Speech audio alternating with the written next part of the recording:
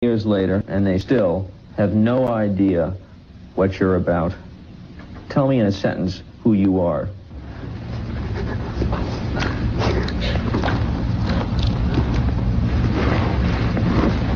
Nobody. I'm nobody. I'm a tramp, a bum, a hobo. I'm a boxcar and a jug of wine. And a straight razor if you get too close to me.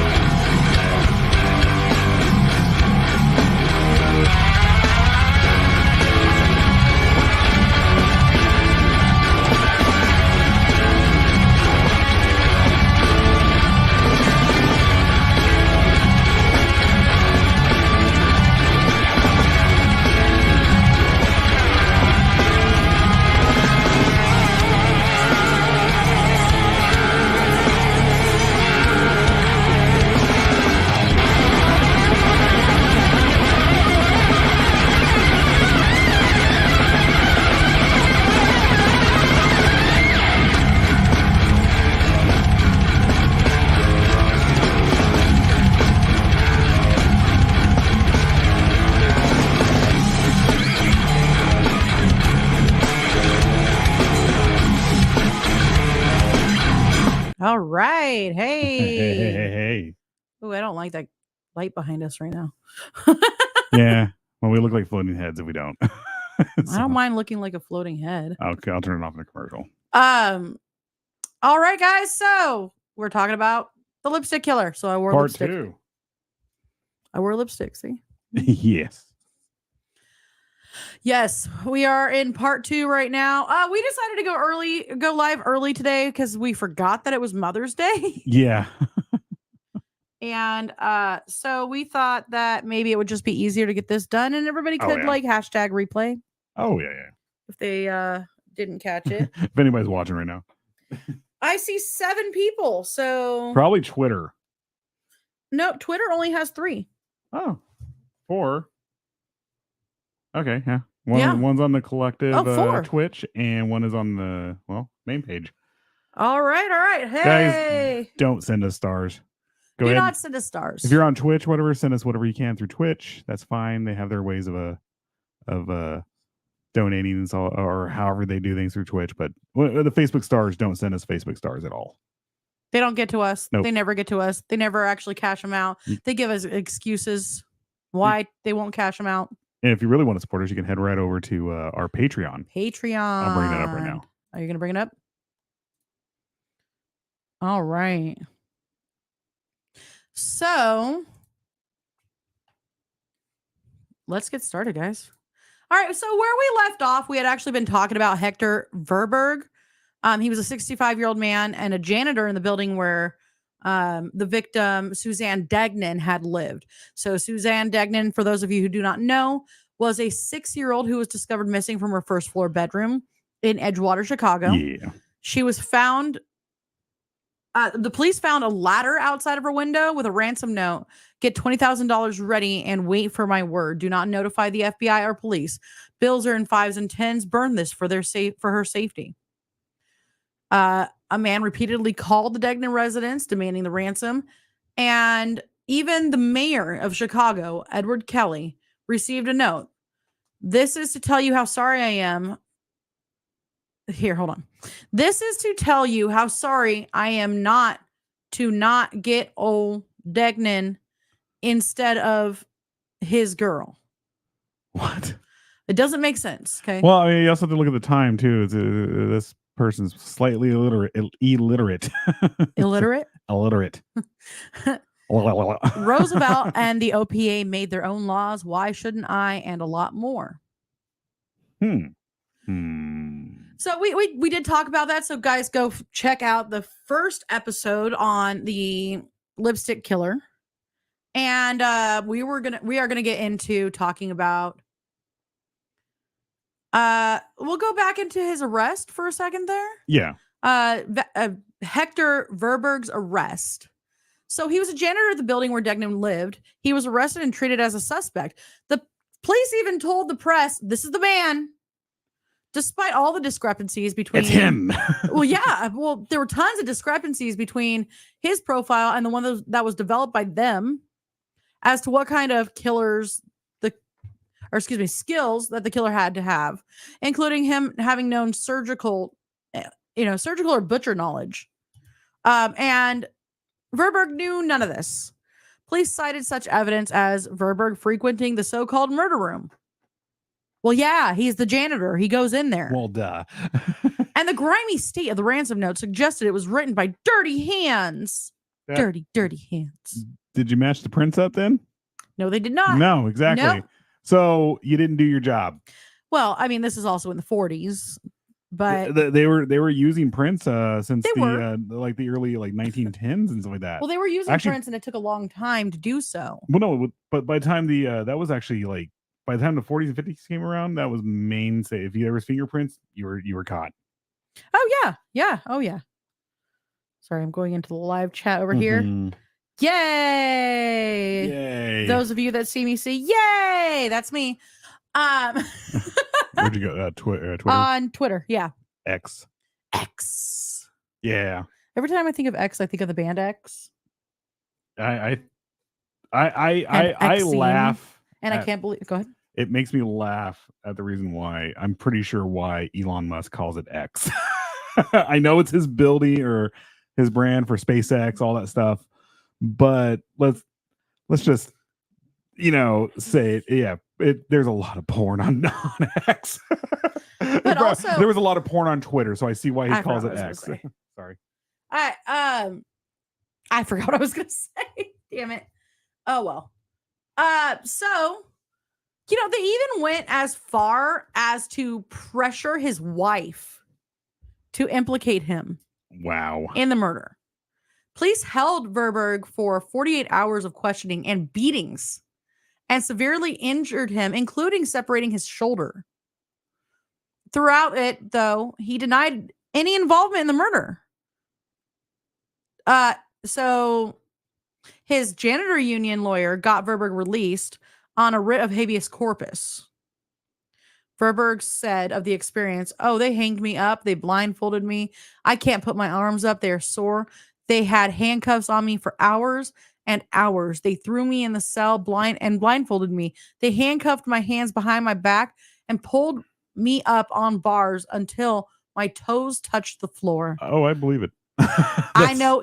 I go to the hospital. Oh, I'm so sick anymore. And I would have confessed to anything. Yeah. So Verberg spent 10 days in the hospital. It was determined that Verberg, a Belgian immigrant, couldn't even write English. Oh, wow. He couldn't write it well enough by crude standards. And he couldn't have even written that ransom note. How did he write this whatever these notes up here on Wikipedia. Right. I'm just kidding. Right. So, he successfully sued the Chicago Police Department for $15,000, and his wife received $5,000. That's actually in the 40s. That was a Decent. lot of that was probably the equivalent to like 150,000 now. I mean, that's a decent amount of money, definitely. I couldn't even imagine going through what he went through. Yeah. Oh, It's absolutely ridiculous that they did that to him. well, you're at a time when there was like a ton of xenophobia and stuff like that, especially for Europeans. Could you imagine? You're directly after World War II. You don't know who's a Nazi or who's not or whatever. And then they don't know the difference between the dialects and the different accents. So the Austrian, German, and Belgium accents all sound pretty much the same. Yeah. Oh, yeah. And I'm not saying what the police did was right at all in any way, shape, or form. But there is just, and not to mention at the time there was a lot of corrupt cops. A lot. At the time. Well, yeah. Humans are humans, man. I mean, you're gonna have good ones and bad ones. Oh yeah, I mean, don't get me wrong. There's good ones and bad ones. There's good cops and bad cops, but these were definitely not the good ones. No. So now we're going to get into the Sidney Sherman investigation. Another notable false lead in this investigation was that of Sidney Sherman. So he was a recently discharged Marine who had served in World War II. Police had found blonde hairs on the back of the Degnan apartment building. And nearby was a wire that authorities suspected could have been used as a garrote to strangle Suzanne Degnan. Near that was a handkerchief the police suspected might have been used as a gag to keep Suzanne quiet. All of this is might, could, maybe. Well, I mean, there's always speculation in the investigation what's found around the body, but that wasn't found around the body. It was found. Wasn't? No, it was just happened to be in the building. Okay. They're just trying to close the case out is what they're doing. They don't want the problem. They just don't want this problem anymore. Yeah. So on the handkerchief was a laundry mark named S. Sherman. The police hoped that perhaps the killer had erred in leaving it behind. They searched military records and discovered that a Sidney Sherman had lived at at the Hyde Park YMCA. It's a John Smith. Yeah, basically. And Jane Doe. Well, so the police went to question Sherman, but discovered that he had vacated the residence without checking out and quit his job without picking up his last paycheck. A nationwide manhunt ensued. Sherman was found 4 days later in Toledo, Ohio. He explained under interrogation that he had eloped with his girlfriend and denied that the handkerchief was even his. He was administered a polygraph test, which he passed and was later cleared. The handkerchief's real owner was Airman Seymour Sherman from New York City, and he was eventually found. Oh, wow. And he had actually been out of the country when Suzanne was murdered and had no idea how it actually ended up in Chicago, actually. Basically, the presence of the handkerchief was determined to be a coincidence. Like, all of this hoopla around it. Yeah. That's what they do sometimes. Yeah. Oh, yeah. So, ransom calls. After Suzanne Degnan's disappearance, the Degnan residents received phone calls demanding ransom. A local boy, Theodore Campbell, later said that another local teenager, Vincent Costello, had killed Degnan. Costello, who lived a few blocks from the Degnans, had been convicted of armed robbery at the age of 16 and sent to reform school. Campbell said that Costello admitted to kidnapping and killing Suzanne Degnan and told him, Campbell, to make the calls to the Degnans. Costello was arrested, but polygraph tests indicate that neither of them actually had knowledge of the murder. They were just fucking with the family. Yeah. Little sociopathic little shits. Yep. So, wow. Another confession. You know, we think of these confessions, like false confessions, being somewhat of a modern thing. No. But it's not at all. No, it's happened.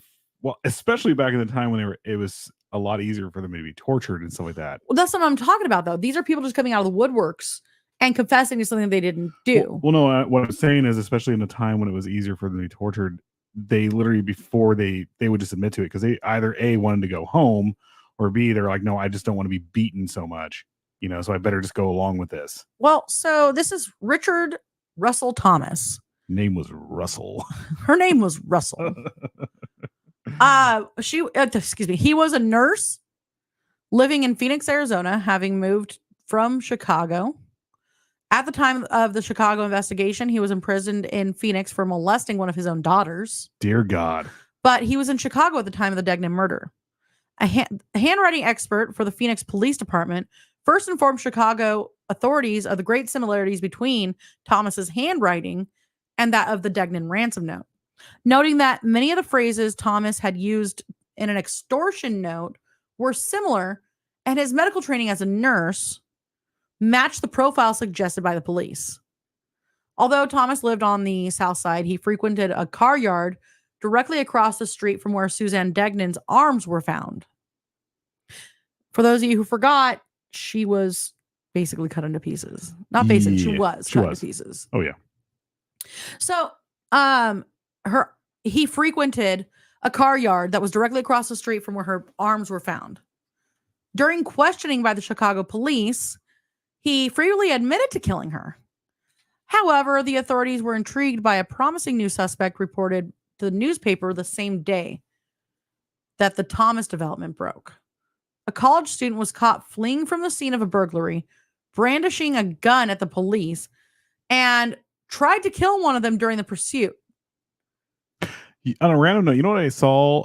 It was just one of those like YouTube reels or whatever it was.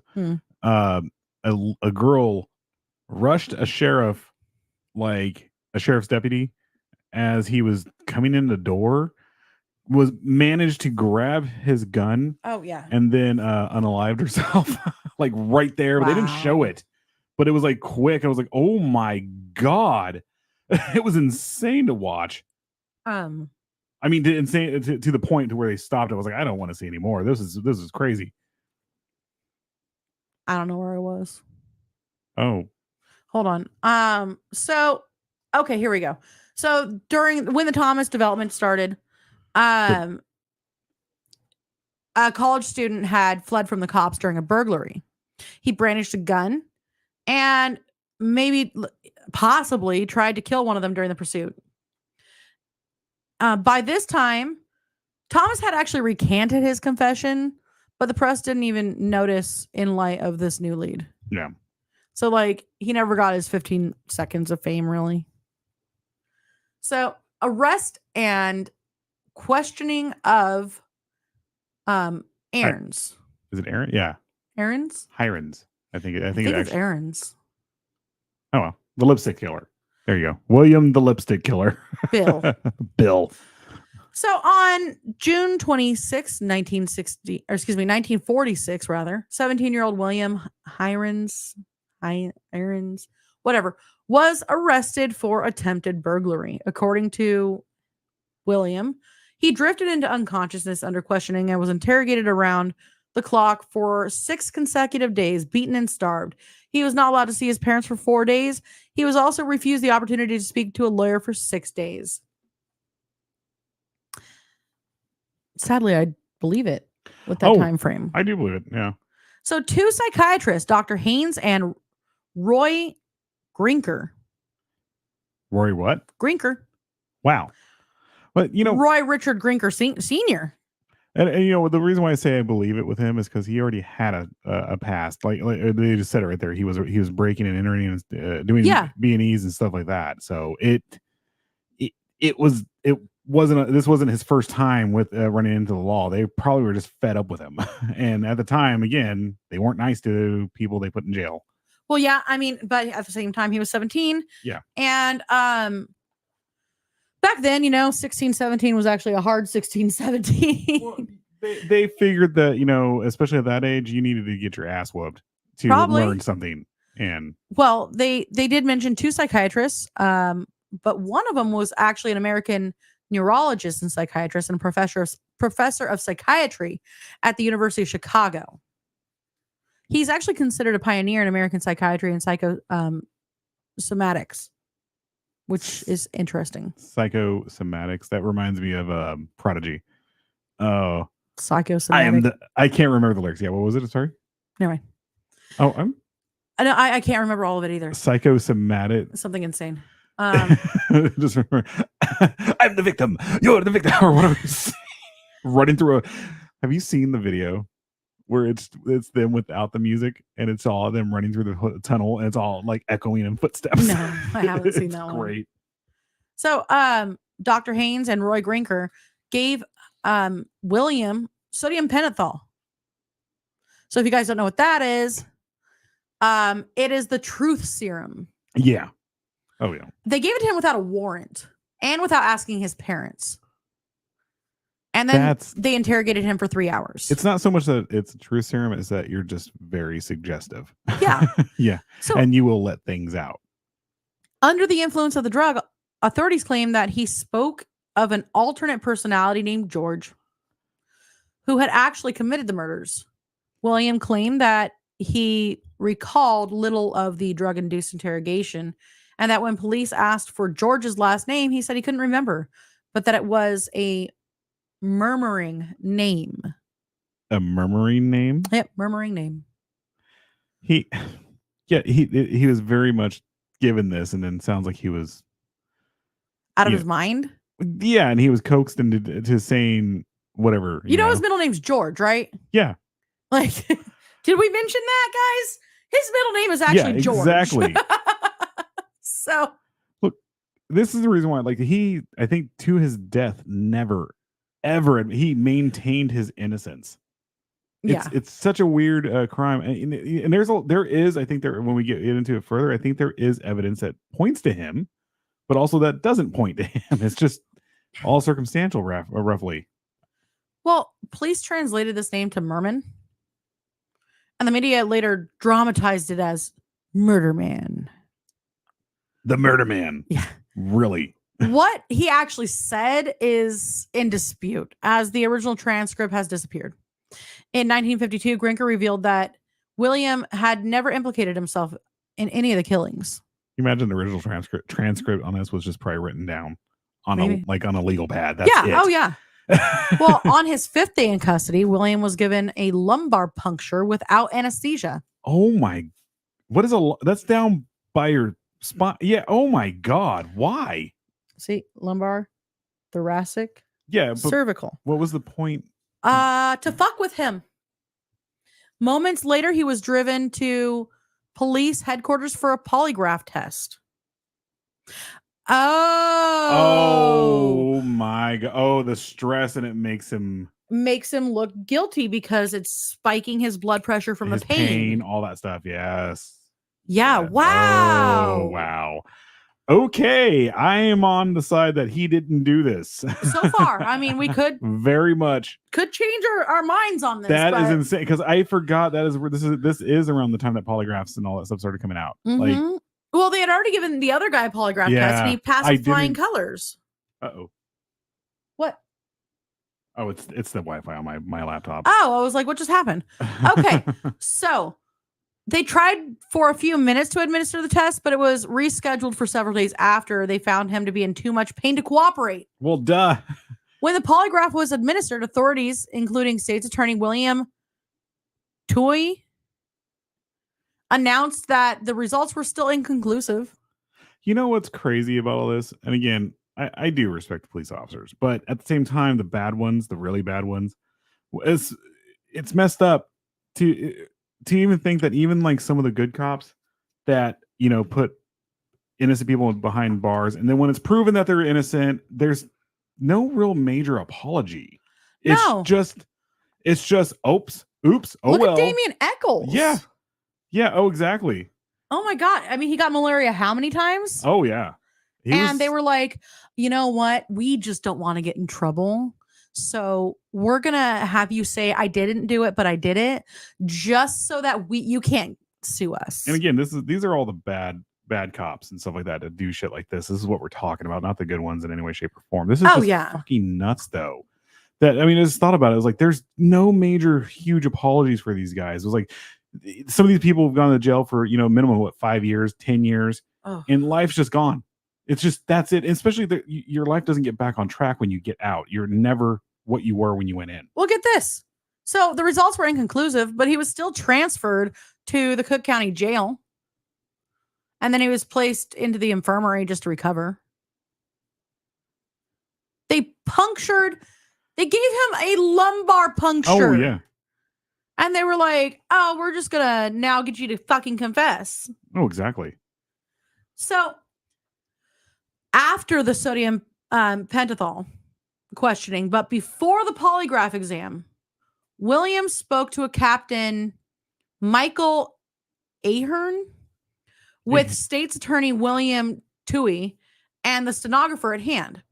William offered an indirect confession confirming his claim while under sodium pentothal was his alter ego, George Merman, who might have been responsible for the crimes, and that George, which happens to be his father's name and his own middle name, had given him the loot to hide in his dormitory room. Police hunted all over this George, questioning William's known friends, family, and associates, but came up pretty empty-handed. Yeah. Good cop, bad cop. There are good cops still. Yeah, there are very good cops. There's more. I definitely believe the good cops do outnumber the bad cops, but you only hear the stories about the bad cops like we're talking about right now. We had somebody try to burglarize us while I was here working, and I called the police, and they showed up, and I'm pretty sure they sent the Chippendales instead. But they showed up and they were in uniform, and they walked through the entire house with me. They the people that tried to rob us actually got taken out by our dogs. Yeah. And we never really found them, but those dogs got a steak that night. But those police officers were actually quite nice. They stayed there till Hexus over here got home to be there with. It was probably about 10 minutes between everything happening, me leaving work, coming back over here, all this other stuff. Yeah. It was craziness though. They got here pretty fast, and they looked like Chippendales, which still cracks me up to this day. Yeah. But yeah, there are good cops. There are bad ones too. But yeah. Whew, sorry. Allergies are causing me to be wheezy tonight, so excuse me there, guys. What we have right now too, you have a lot of oversight now compared to what you did back in the 40s. Yeah. There's like next to no oversight for each precinct, each department. It didn't matter. It was like they were their own little group, and they did whatever.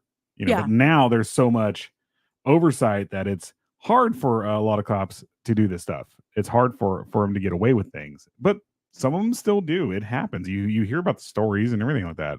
Oh yeah. Sorry. Woo, excuse me. So William was attributed as saying while under the influence that he met George when he was 13 years old, and it was George who sent him out prowling at night, and that he would rob for pleasure, and he killed like a cobra when cornered. George relayed his secrets to William.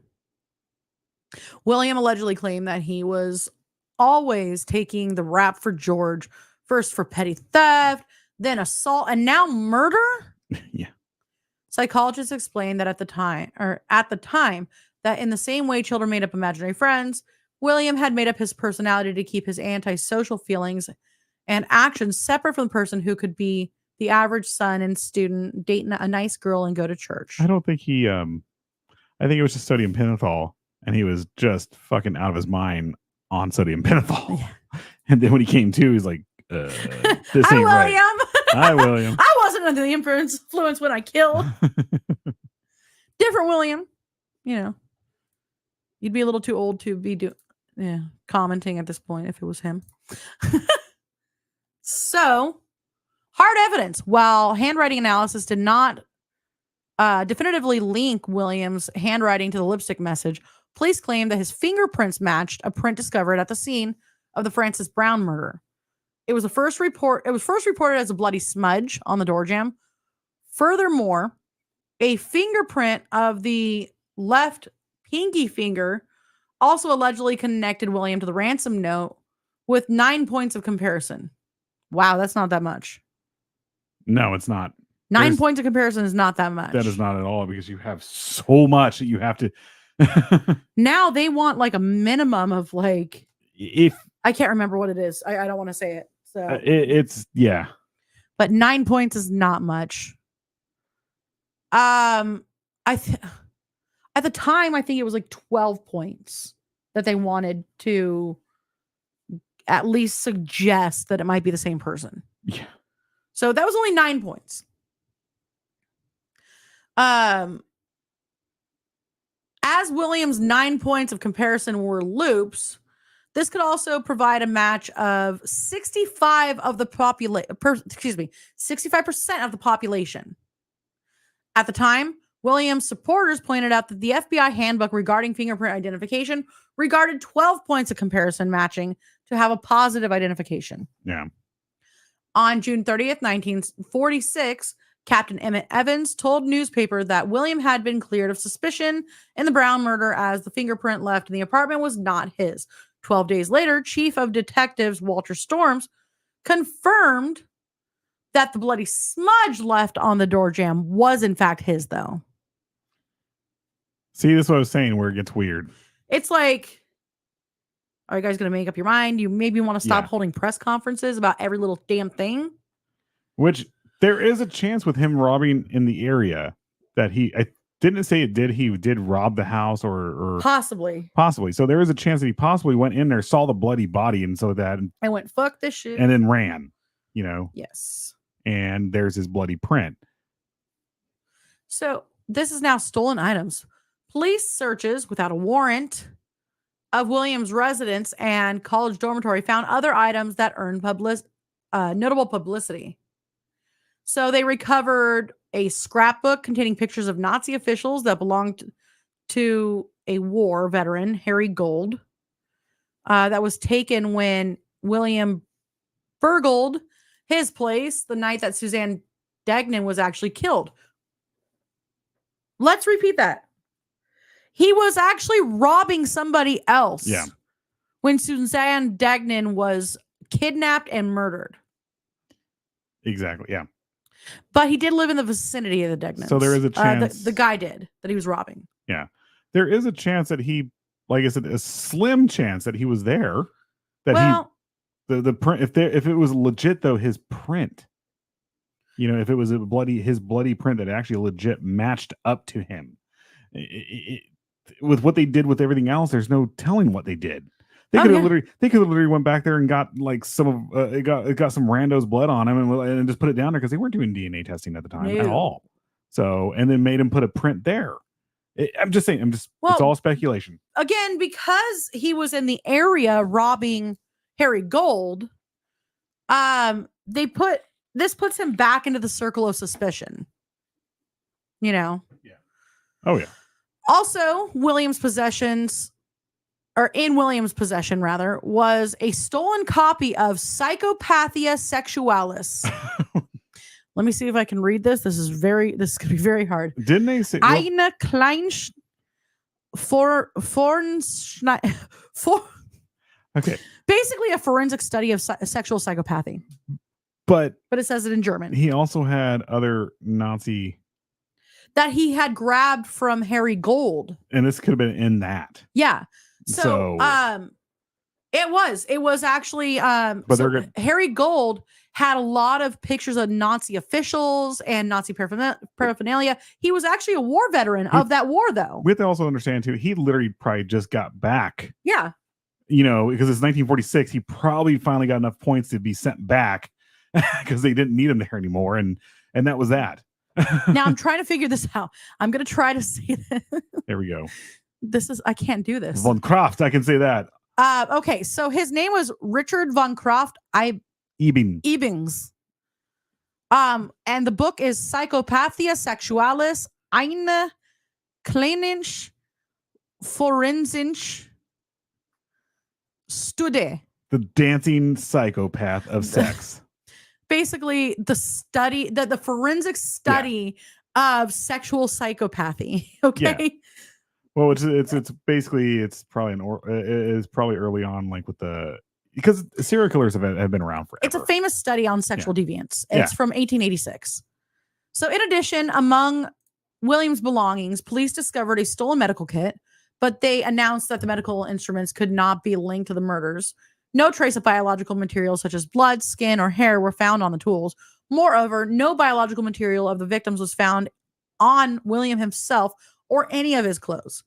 The medical kit tools were considered to be too fine and too small to be used for dissection. Instead, William had used the 4-inch long medical kit to alter the war bonds that he stole. Everything points to him not doing this. Yeah. Everything straight up. It's all about money for him and trying to. Yeah. The thing that sucks is there's circumstantial evidence that connects him to being in the vicinity, But in you the should general never- area. Even though they have, but circumstantial evidence is. But yeah, exactly. Circumstantial is just that. It's just circumstance. Yeah. So a gun was found in William's possession, and it was linked to a shooting. It was a Colt police positive revolver that had been stolen in a burglary at the apartment of Guy Roderick on December 3rd, 1945. Hey, Nadine! What's up? Oh, should I say, hey, Dean? Hey. Those glamour shots she put up.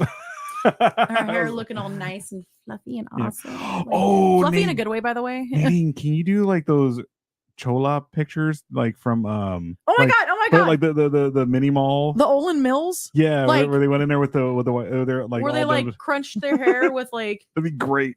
but you have to like, you're gonna have to like cover your eyebrows and like then draw them really thin. Okay, I'm just saying. Just a thought. But anyway, beside that, God, I can't breathe.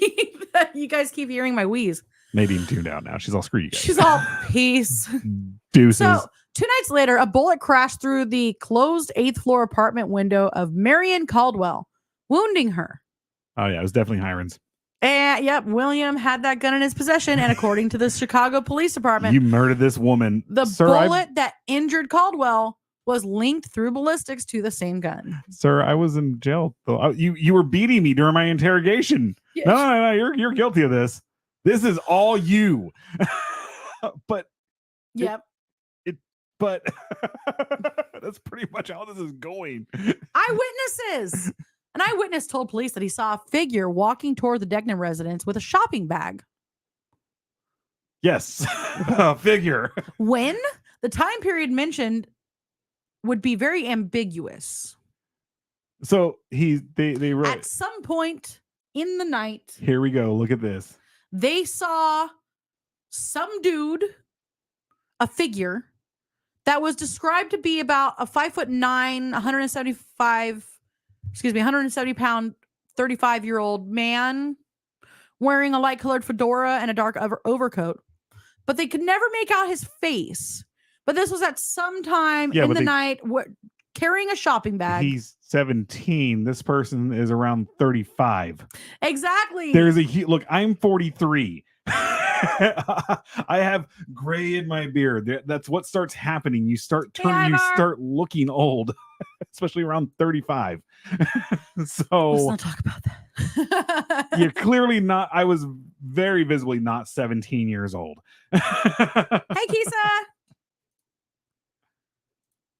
But yeah, so some dude that was definitely not the dude that we're talking about, apparently, was seen carrying a grocery shopping bag. But it had to be him, right? The witness did not recognize the photo of William as showing as being the man that he was that he saw. But a few days later, he decided to identify William as the person in court. Before the trial, inconsistencies in the witness's original statement had led many to dismiss his evidence. Exactly. The fact that you said, well, I think he's a 35-year-old man, but it's clearly this kid right here. He's 17. It's not the same. Exactly. So, in court, it was pointed out that the witness told the police in darkness, or that the darkness had prevented him from seeing his face. While in court, he testified that he'd seen him walk in front of a car's headlights and therefore saw his face. You know who like William needed? My cousin Vinny. Because he was a Ute. Actually, if you think about it, my cousin Vinny is roughly like what would happen if they had a good lawyer. Or William had a good lawyer. William's defense attorney felt... Actually, it's nothing like it. Never mind. Hey, Tia. William's defense attorney already felt that he was guilty. Wait, what? Mm-hmm. Oh, yeah, he's guilty. He felt he was guilty. You're not supposed to feel anything. You're supposed to defend him. That's your job. And at this point, he believed that their task was simply to save him from the electric chair. Yeah, well, okay, that is true. But no, only like to make sure he gets life, but that he doesn't get death. Well, let me when there is evidence that irrefutable evidence that they caught him red-handed, he was there, they know it's him. A lawyer's job is to basically keep him from getting the death penalty. Yeah, that's what the lawyer is supposed to do. But there's none of that happening here. This is a case that he could easily have won if all he had to do was go, seriously. You're saying let's pressure this guy right now. You're saying a 35-year-old man, but yet you pointed to a 17-year-old kid right here. It's not the same. No, not at all. At all. So the small, and then on top of it, Tui, on the other hand, wasn't even certain that he can get a conviction. So on the other side, they weren't even certain that they can convict him. They just didn't want. The prosecutor needed to be his lawyer. Basically, that's what's going on here. He needed to be the prosecution needed to be his lawyer, and then the defense lawyer needed to be the prosecution. Oh yeah, well, the small likelihood.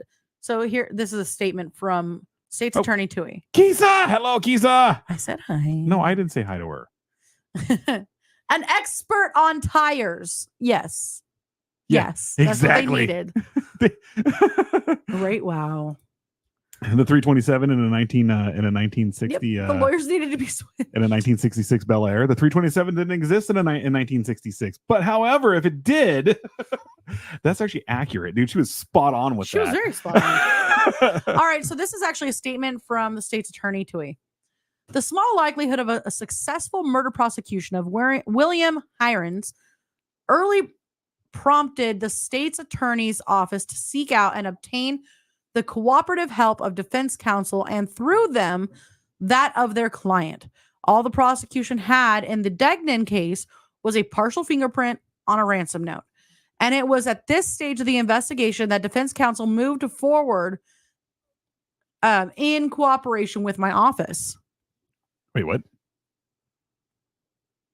What? Oh, moved forward with the crop. Oh, okay, I see what you're saying. No, it just sounded different for. He basically said, look, all we had was a partial fingerprint on a ransom note that might have matched, but only had like 9 points instead of 12. But at this point, we got his lawyers to cooperate with us to move forward. Because his lawyer literally was like, oh, yeah, he did it. I don't even know why I'm defending him right now. Let's go ahead and get this going. It's like, so no. Williams' lawyers pressured him to take Tui's plea bargain. That deal, which was the topic of that closed door meeting with Tui, stated that William would serve one life sentence if he confessed to the murders of Josephine Ross, Frances Brown, and Suzanne Degnan. With the help of his lawyers, he began drafting a confession using the Chicago Tribune article as a guide. The fact that they had to use the article from the Tribune as a guide for the confession should fucking say so much. It speaks volumes. As it turned out, the Tribune article was very helpful, as it provided me with lots of details that I didn't know. My attorneys rarely changed anything outright, but I could tell by their faces if I had made a mistake. Or they would say, now, Bill, Is that really the way it happened? Then I would change my story because obviously it went against what was known in the Tribune. I need to make sure I was right before I respond to William. Did you hear that? Say it again. Sorry. This is from him. Mhm. This is a statement from William. Yeah. As it turned out, the Tribune article was very helpful as it provided me with a lot of details that I didn't know. My attorneys rarely changed anything outright, but I could tell by their faces if I had made a mistake. Or they would say, now, Bill, is that really the way it happened? Then I would change my story because obviously it went against what was known in the Tribune. They made him confess using the fucking newspaper. Oh, yeah. Yeah. And then both William and his parents signed the confession. The parties agreed to the date of July 30th for William to have made his official confession. On that date, the defense went to Tuohy's office, where several reporters were assembled to ask William questions about where Tuohy himself made a speech. Questions and where Tuohy himself made a speech. William appeared bewildered and gave non-committal answers to reporters' questions, which he years later blamed on Tuohy. It was Tuohy himself. After assembling all the officials, including attorneys and policemen, he began to preamble about how long everyone had been waiting to get a confession from me, but at last the truth was going to be told. He kept emphasizing the word truth, and I asked him if he really wanted the truth. He assured me that he did. Now, Tuohy made a big deal about hearing the truth. Now, when I was being forced to lie to save myself, that made me angry. So I told him the truth, and everyone got upset. What he said was, I confessed to save my own life. Yeah. And the crazy thing is this guy, William Heirens, died in prison. Yeah. Yep. Can you get some comments? It was absolutely coerced. Yeah. Oh, yeah. It was. Yeah. Absolutely coerced. You bring up William's comment. Yes. Here we go. So 327 came in the late 69. You're partially right, William. The 327 came out and it was in the Chevy Nova. They put it in the Chevy Nova in 1969 because that was the first year of the Chevy Nova. What they did, the 327 originally came out in like 1962, and then but they were putting it in the Camaro in 1967. So, and then after 69, the 327 was replaced with the 307 and 305 and stuff like that. Same block. All of them are the same block. It's the Chevy. It's the Chevy small block. They're freaking awesome. They put them in Fords. That's how awesome they are. Model Ts. We haven't gone to commercial. Yeah, we haven't gone to commercial. So, guys, we'll be right back, and we will continue talking about how they fucked over this guy. From what it sounds like. Yeah.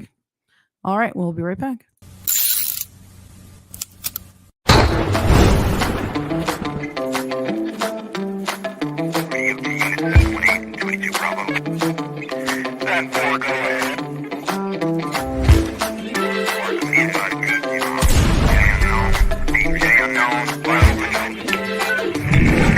What's your emergency?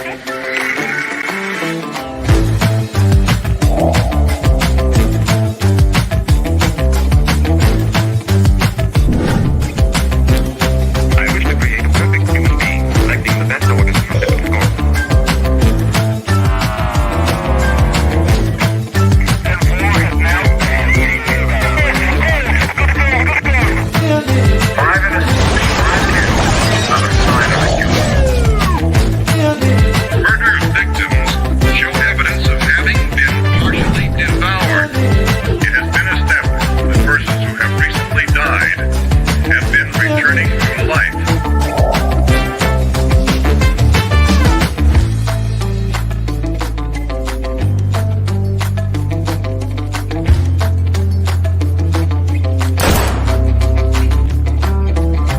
Because I got my Galaxy 500. Get with your nearest cult member. Double stacking is a noun that refers to the action in a horror movie of impaling both members of a canoodling couple The creation of the atomic bomb. What was it? Oppenheimer.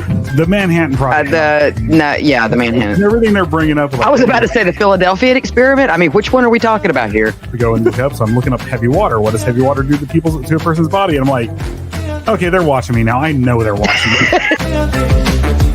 you judge us? Don't you be judging us? You come in here with your book learning and your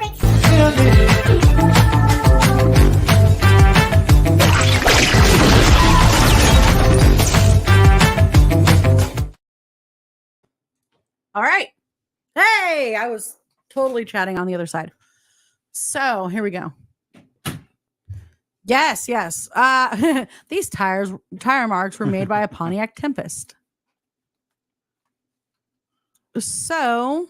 Yeah, I was in auto parts for like 16 years. So I know my stuff on this one. All right. So, Tui withdrew the previously agreed sentence of 1 life term with a few minor charges. Changed it 3 life terms to run consecutively and threatened him with the death penalty if it went to trial. Wow. They threatened to charge him with another murder, Estelle Carey, even though William was attending Gabalt School for Wayward Boys. By the way, you guys recognize that name? Yep. Yeah. We've mentioned it several times. Oh, any of the boys' schools back then, but specifically Gabalt. Oh yeah, we have mentioned Gabalt when it comes to several different serial killers and stuff like that. So it was actually a boarding school in Terre Haute, Indiana. At the time, Williams' own attorneys were angry at their client for reneging the plea bargain. They don't raise serial killers. They create them by beating the shit out of them and raping them. Yeah. Huh. Just saying. So spurring the Chicago Tribune headline, Mute Hirons faces trial. Killer spurns mother's fervent plea to talk. Tui announced that he would press ahead and try Hirons for the deaths of Suzanne Degnan and Frances Brown. Hirons agreed with a new plea agreement. The public, God, I cannot talk. Allocution was held again in Tui's office. This time, Hirons talked and answered questions, even reenacted parts of the murders to which he had confessed. Ahern changed his opinion and believed that he was culpable when he heard how familiar that he was with Frances Brown's apartment. Hirons later said, "I confessed to save my life." So the knife. In his confession, Hirons stated that he disposed of the hunting knife, which he had cut up Suzanne Degnan with, on the elevated subway tracks near the scene of the murder.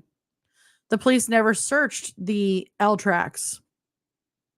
However, learning of this, reporters inquired with the track crew if they had found a knife. They had found it on the tracks and kept it in the Granville Station storing room.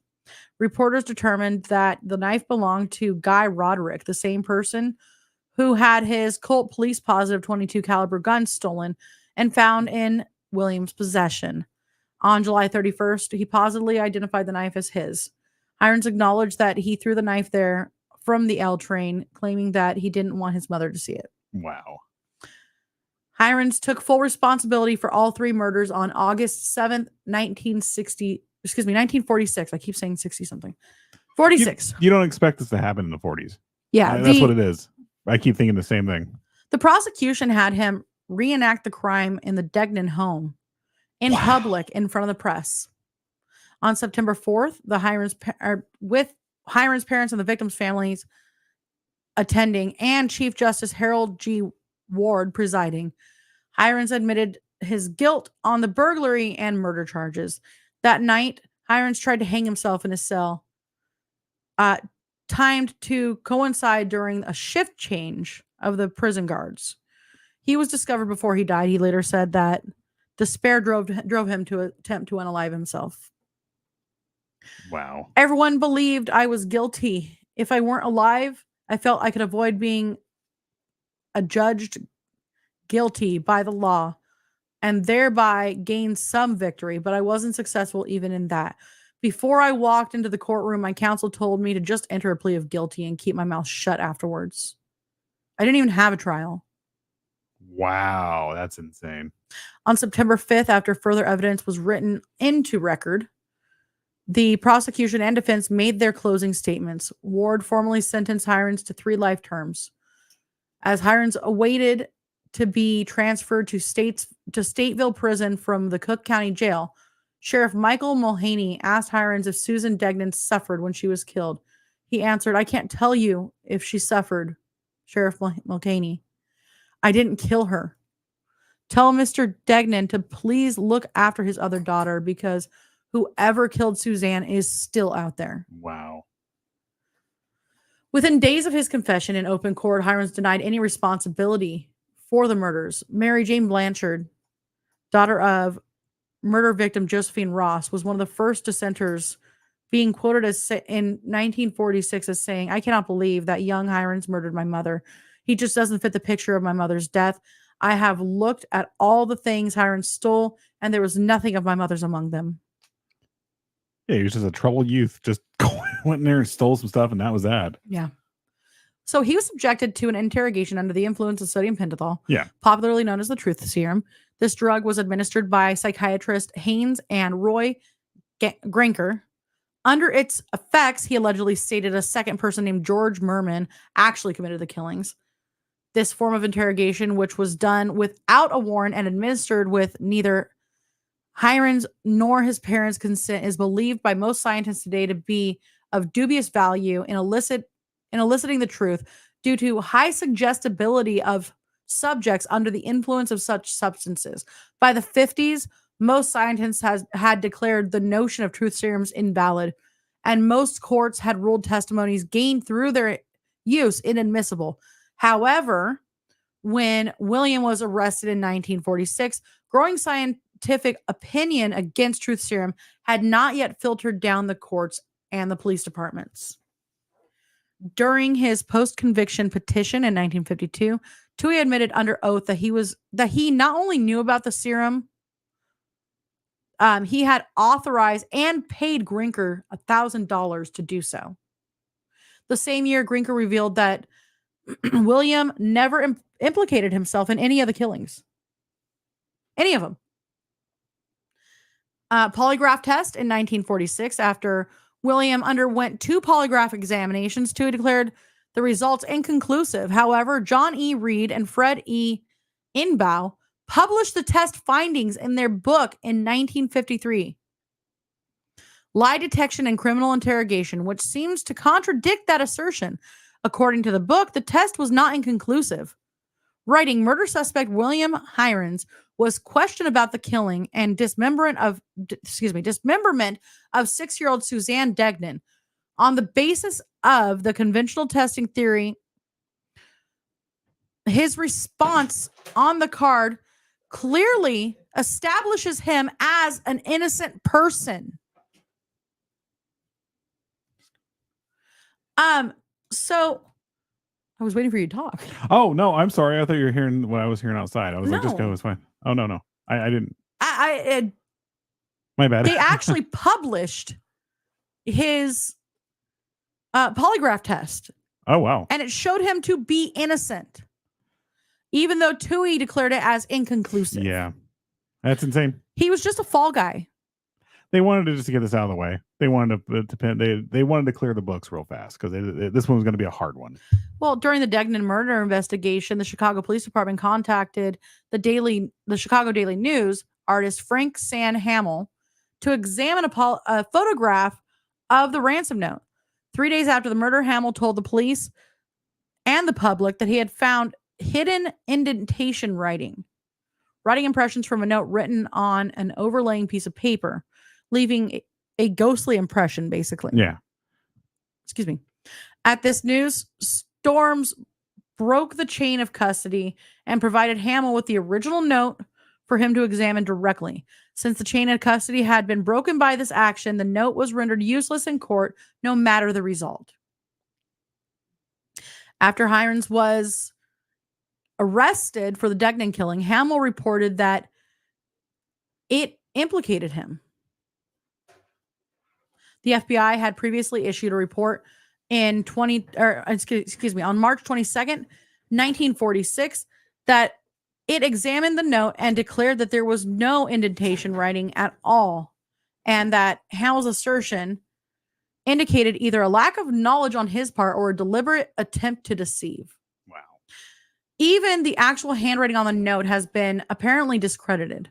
Most handwriting experts, both attached to the Chicago police and independent at the time of the original investigation, believe that Hirons had no connection to either the note or the scribble on the wall.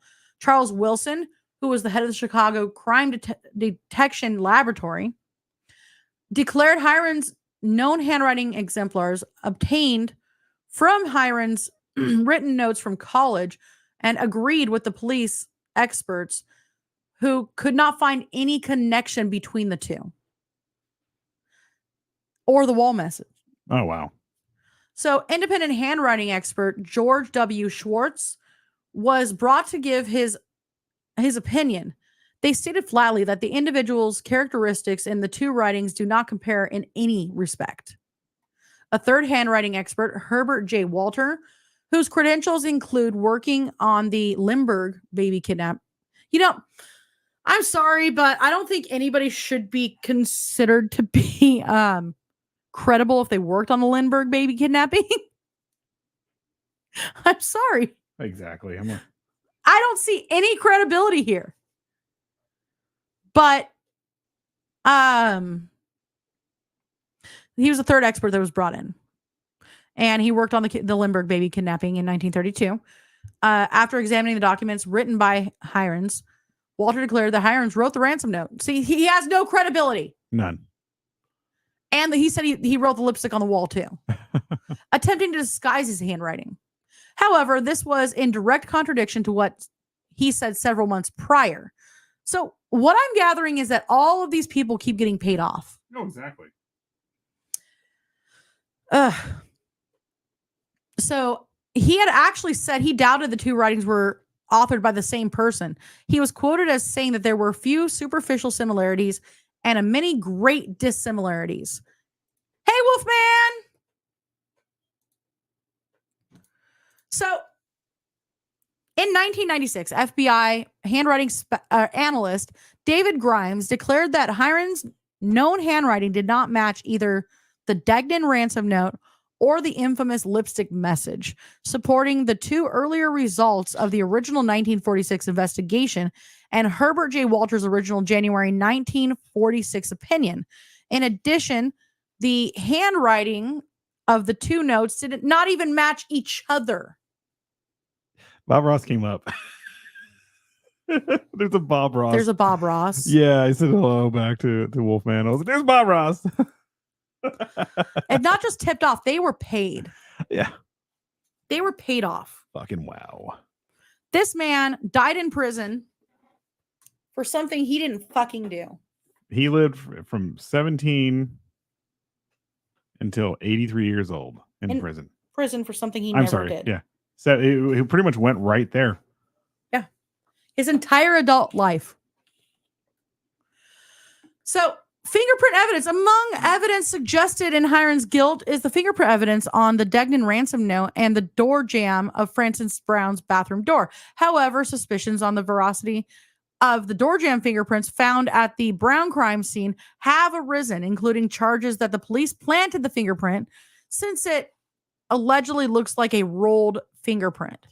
Well, they do have the pictures here, and they are similar, but then again, when you look at our fingerprints, they all have the same rough spiral, and it's a matter of, it's slightly off. It doesn't match. So yeah. Oh yeah. So my brain just stopped. Wow. Both sets of fingerprints have come under excuse me. Excuse me. So the type that you would find on a police fingerprint index card. That's what they're saying when it comes to rolling. Yeah. Both sets of prints have come under serious questions as to their validity, good faith collection, and possible contamination, even the possibility of their being planted. And I am leaning towards that they were planted. Oh, it could have been. Yeah. Absolutely. So,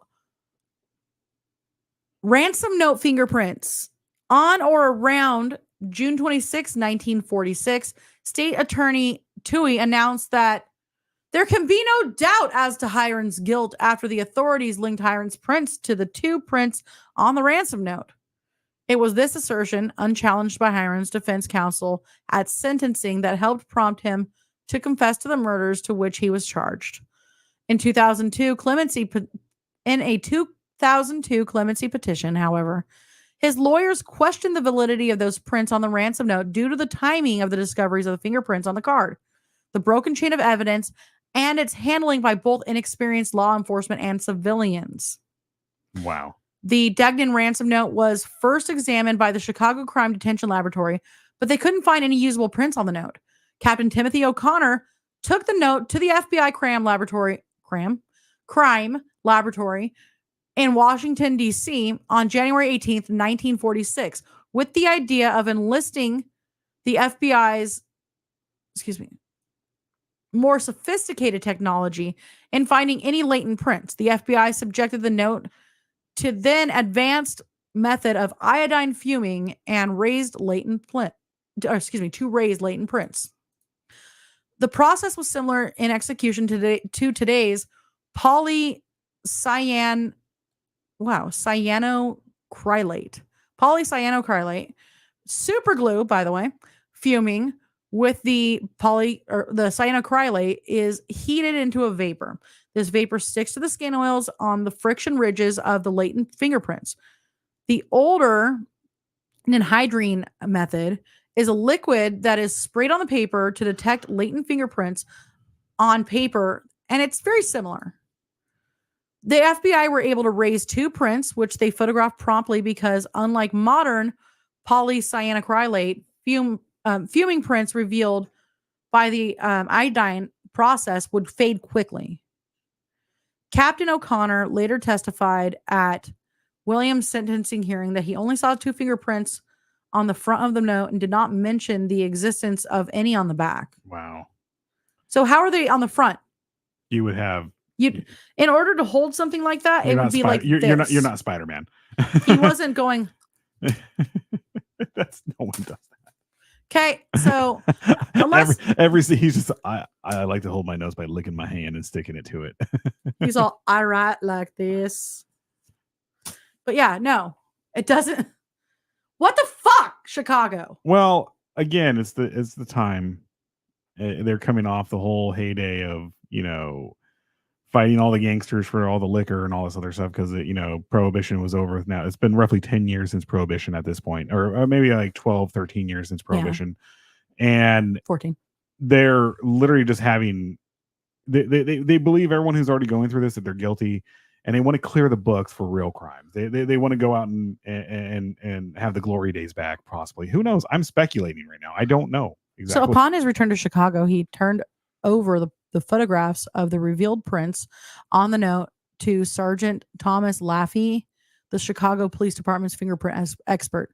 After his examination, he stated to the press that they were so incomplete that it's impossible to classify them.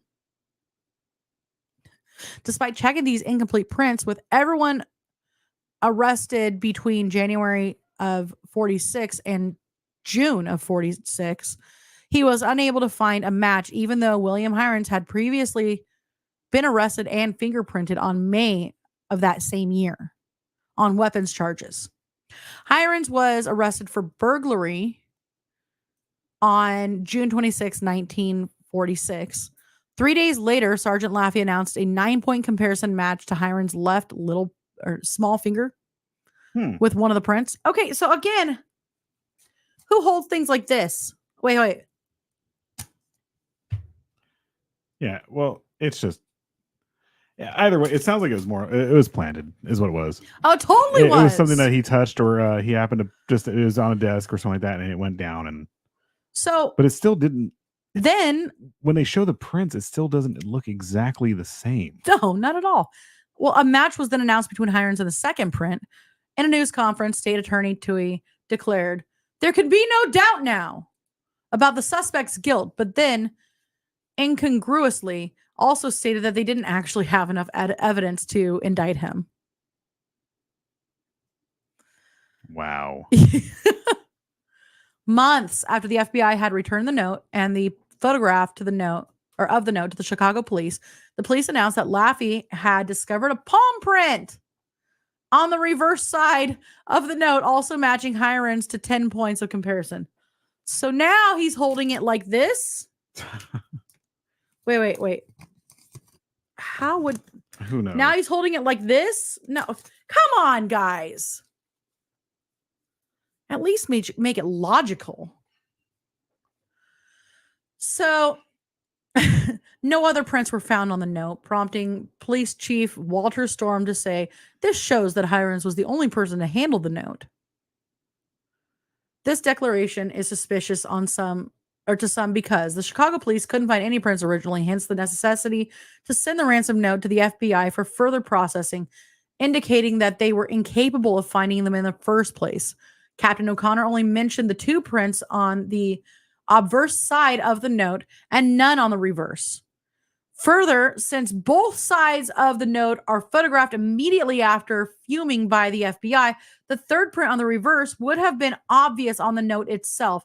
And at the time of the development of the photograph of the note, but despite the testing occurring in mid-January, this 3rd print wasn't even discovered till early July. 6 months later, and approximately 2 weeks after Hirons was arrested. Yeah. Despite Laffey working on the Degnan case almost exclusively for 6 months. Yeah, it's planted. It's straight up planted. The original note was previously given to Chicago Daily News reporter Frank Sanhamel. The previous January, after the FBI had processed it to examine to find any hidden indentation writing, Hiron supposedly left. This broke the chain of custody, making the note inadmissible as evidence in court. Additionally, any number of people, including Hamill, had compromised the integrity of any prints on the note by depositing additional prints and obscuring and corrupting the prints of the culprit. I'm going to save this, see if I can do this. Save image, please. Yes. So I want you guys to see this. You can actually, it looks like you can see a crinkle of paper. You scroll down. There's another one too that shows the crinkle of papers. This is the print that they took from him. This was the door jam. Yeah. Oh yeah, I see it right there. See the crinkle right there? Yeah. It looks like, I mean. Yep. Right there. That area. It looks like it was literally like rolled on there with paper. Insane what they can do, man. Even at the time. Actually, if you scroll down one more, there's another print picture. Oh yeah, but I'm not there yet. Oh. I'm not quite there yet. That's where you can see the crinkles. Let me see if I can get this saved. Shoot. Okay. I thought I lost all my notes for a second there. Look at this. There you go. That's the one that they pulled from there. So unless he had soaked his hand in water for a very long period of time, well, I do not see this logically being. You can being. see where it's lightened and all this other stuff. And the other picture is the one where they rolled for his thumbprint. Yeah. Yeah. Yeah. Oh yeah. Because that's like. You see it's more flat. That's straight up this. Yeah. But this one, you can see the crinkled paper where it goes and where they pulled it from the door jam. They literally just planted it. It's very obvious. It's clear. It's a plant. So Ivar said, and you'd wonder why we have trust issues with the police. I don't know. Not all police officers in cities are bad, but things like this make us worry. Look, here's the thing. I have a healthy distrust of any. I question authority properly in the way that you're supposed to, but at the same time, I'm not going to bag on the police in any way, shape, or form because the vast majority of them are doing their job. I took that as basically what I was saying earlier. Oh, okay. As like, look, there's good and there's bad. Yeah. Oh, yeah. And it sucks when you run into a bad one. But don't ever trust police fully because keep in mind, This happened. you will incriminate yourself. The first thing when they start questioning you, the first thing you should do, it doesn't even matter if it's a traffic stop. Just be quiet, do what you got to do, and get out of there. Sign your ticket and get out of there. If you open your mouth on anything, you can be incriminated, especially if you have a cop, one of the bad ones who's having a bad day. The ones who want to give you a ticket to meet their quota. Yeah, forged fingerprints, exactly. Yeah. There's definitely planted evidence. And no, I don't have a picture of the note actually. No. There was a lot of information that was like somehow lost in the 50s. So there's that. I mean, there was the huge fire in Chicago, wasn't there? Oh yeah, but that was before. I'm joking. Jeez. You know, they're planting evidence. They're making shit up. Might as well just say it was lost in the Chicago fire, right? Oh yeah. So, a bloody smudged print of an end. Sorry, I was looking back. I didn't mean to bump your foot. And middle joint of a finger was found on the door jamb of a door between the bathroom and dressing room in Francis Brown's apartment. A photograph of the print was taken, but no match was made with anything on file. And keep in mind, he actually already had his fingerprints on file because he was like, he was just like a 2-bit criminal. He did little minor robberies here and there. After Hiron was arrested on June 26th, the prints were compared with the Degnan note when Laffey claimed a match with Hiron's, and the prints on the Degnan note was an attempt was made to match him to the door jamb print. It was unsuccessful, and the police declared him cleared of the Brown murder because the print at the crime scene was not his. Well, 12 days later, it was declared that it was his. And they're claiming that they had 22 points on it. Wow. Hey, Star. Hey, Star. Hello. Okay. So we're almost done. Yeah. At Hiron's sentencing, Laffey testified that at the end joint of the bloody print had an 8-point comparison to Hiron's, and the middle joint a 6-point comparison. The middle joint didn't live up to Laffey's personal standard of 7 or 8 points to make a positive identification match. Now, let me repeat this. It was actually standard to have a minimum of 12 points. Yep. Not 8, not 7, not 6. Meaning if it didn't have those, well, can't use it. But he was like, oh, well, I didn't live up to my standard, my personal standard. Well, yeah, you literally, I mean, it might be close, but that's still in the range of circumstantial. After that, that's where they're saying, okay, this is definitely this person here, you know? Yeah.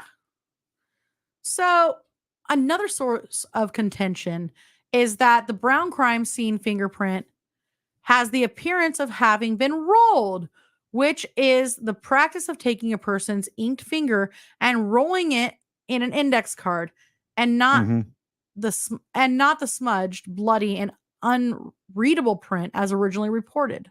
Yeah, and again, that was the top one where it's literally rolled like when you take your fingerprints for like when you're in class, this one, school and stuff like that. This one right here. Yep. Hey, Calvin. Hey, Calvin. What's up? No worries. We decided to go on a little early just because it's Mother's Day. You know? Yeah. Yeah. So, let me see here. The finger is placed on the edge of the card, you know, and you roll it. So we all know this. And it produces a very large print, because obviously that's not even the size of a normal fingerprint. It's much wider. And it gets all the edges so they and can all the way around. All the proper points, so they can look at it and examine it and go, okay, this is him. But at the same time, Hiron's attorneys already assumed that he was that he was guilty. They just felt that he was guilty. I don't even know how. And they didn't even question them. I just got this feeling, man. Yeah, we all have this feeling. How many times have we sat there and said, man, that person looks guilty as fuck? And then it comes out like it was his brother or someone else. Yeah. His brother. So I couldn't think of it. Get this. 29 inconsistencies have been found between Hiron's confession and the known facts of the crime. Wow. It has since become the understanding that the nature of these inconsistencies is a clear understanding of a false confession. Some details did seem to match, like the police theory that Suzanne Degnan was dismembered by a hunting knife, and Hirons confessed to throwing a hunting knife into a section of the Chicago subway L trestle near the Degnan residence. However, it was never determined scientifically that it was at least the dismemberment tool, and Hirons had an alternate explanation for it. Further, it was not initially recovered by the police, but members of the press who recovered it from the track and then stored it themselves. Oh, I'm sorry.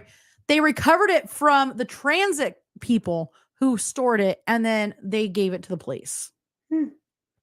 So Excuse me, sorry. here's actually a list of alternate suspects. And then I think then we have the aftermath and we're done. Yeah, we're pretty much done. So after the Degnan murder, but before Hiron became a suspect, Chicago police interrogated 42-year-old Richard Russell Thomas. Now tell me 42 doesn't seem closer to 35. Oh, no. A drifter passing through the city of Chicago at the time of Degnan's murder, found in Maricopa County Jail in Phoenix, Arizona.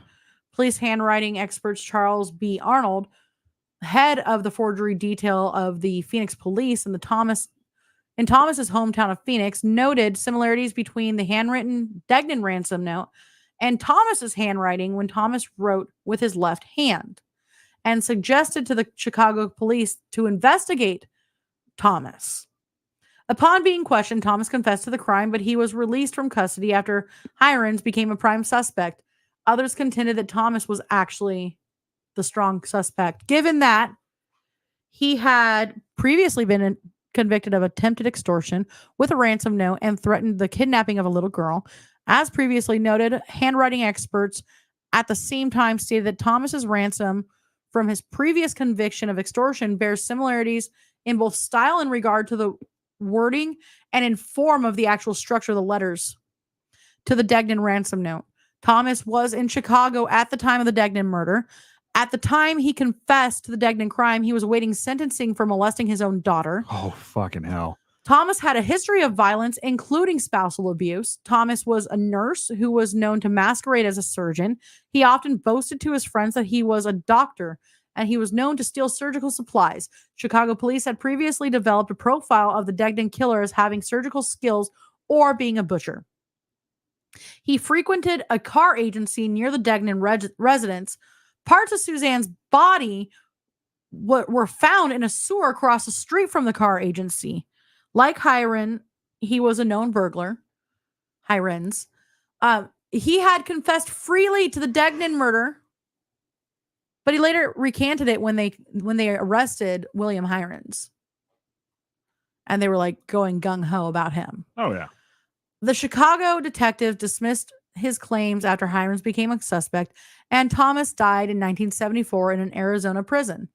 His prison record and most of the evidence of his interrogation regarding the Chicago murders have been lost or destroyed. George Hodel is a prominent suspect, according to the findings of his son and former LAPD officer Steve Hodel, who was attempting to link him to the Black Dahlia murder and the Zodiac Killer murders. So there's that. Oh, yeah. Oh, okay. So the aftermath.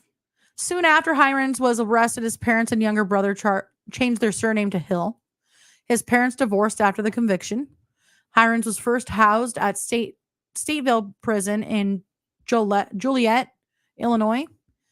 He learned several trades, including electronics and television and radio repair.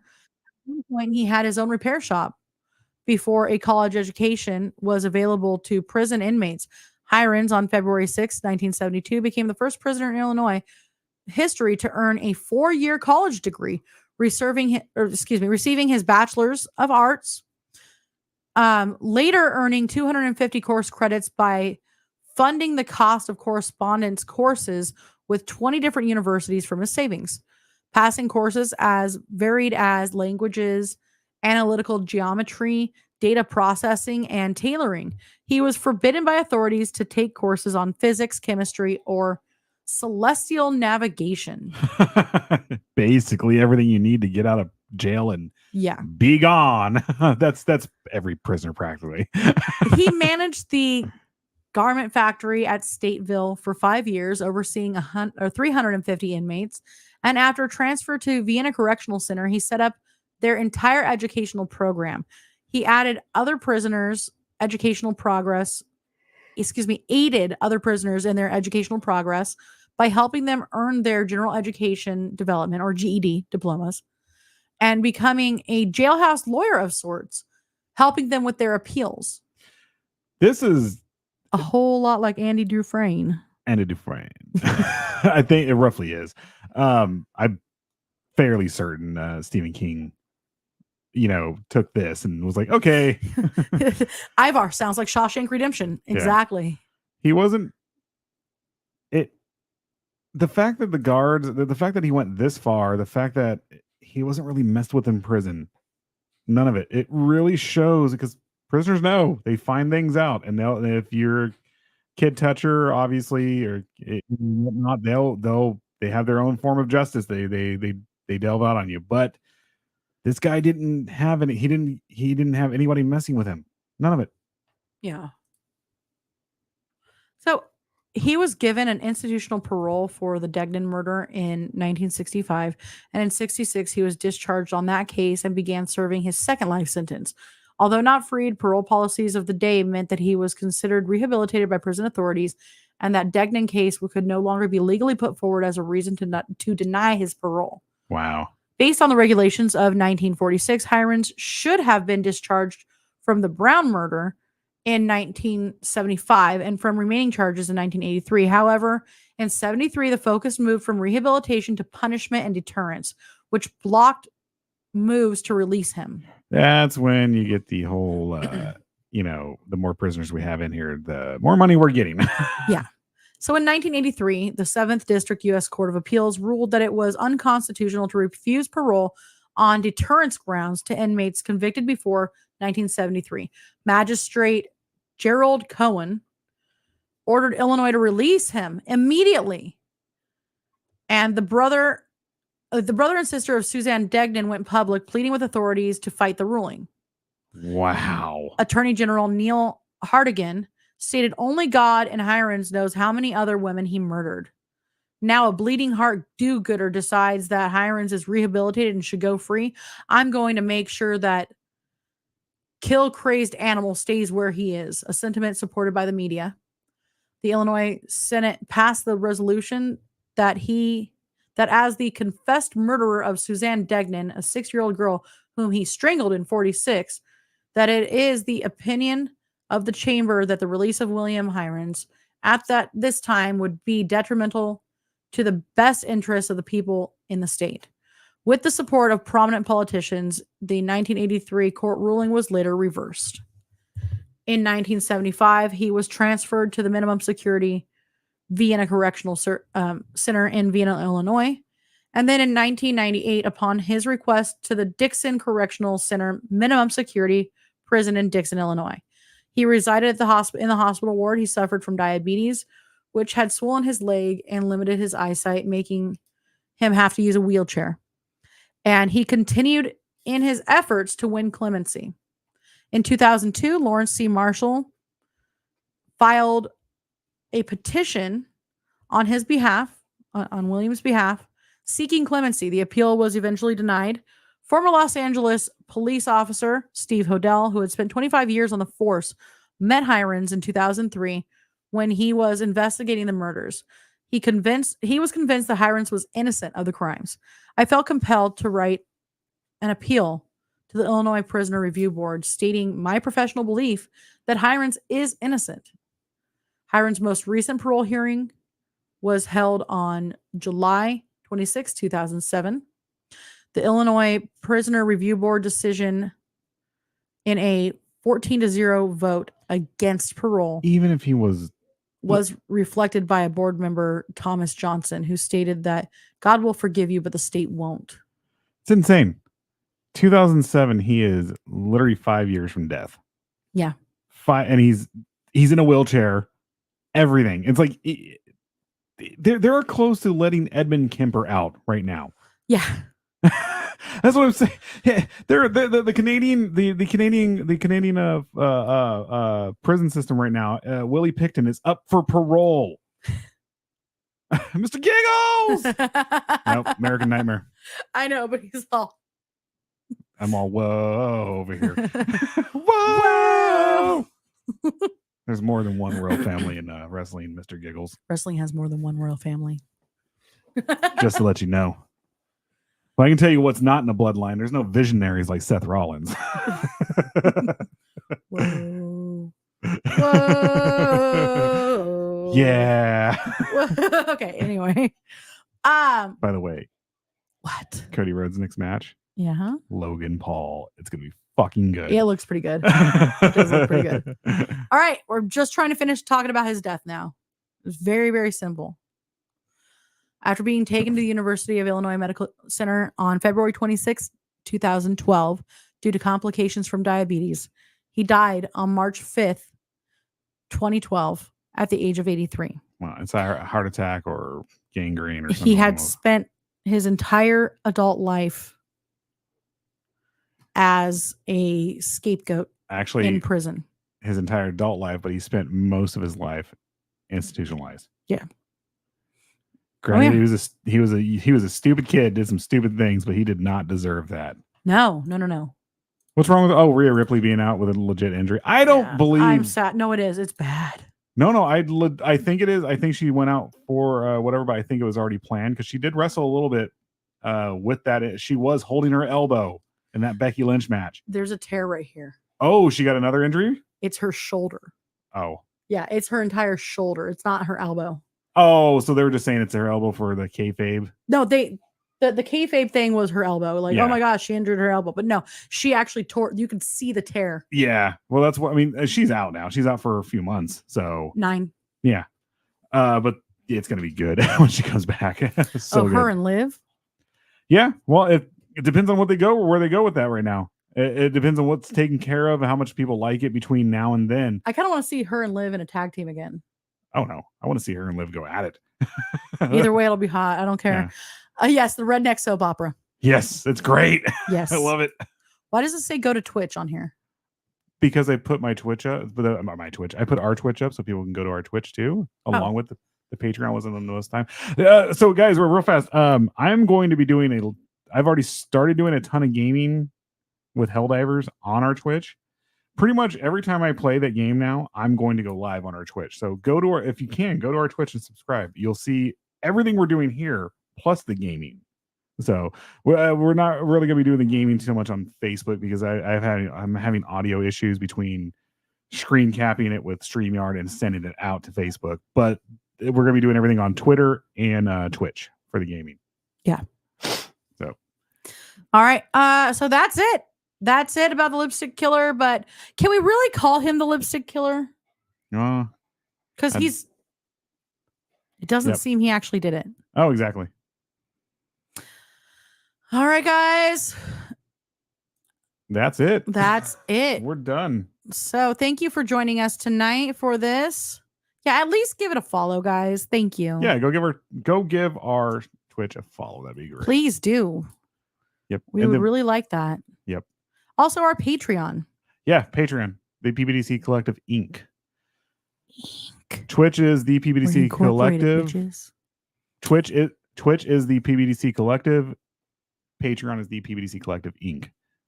There you go. And then on Twitter, it is Cult Psycho. Yep.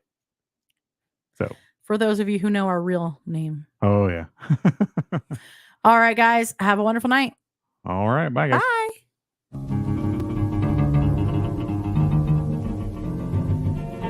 I don't know, set the world in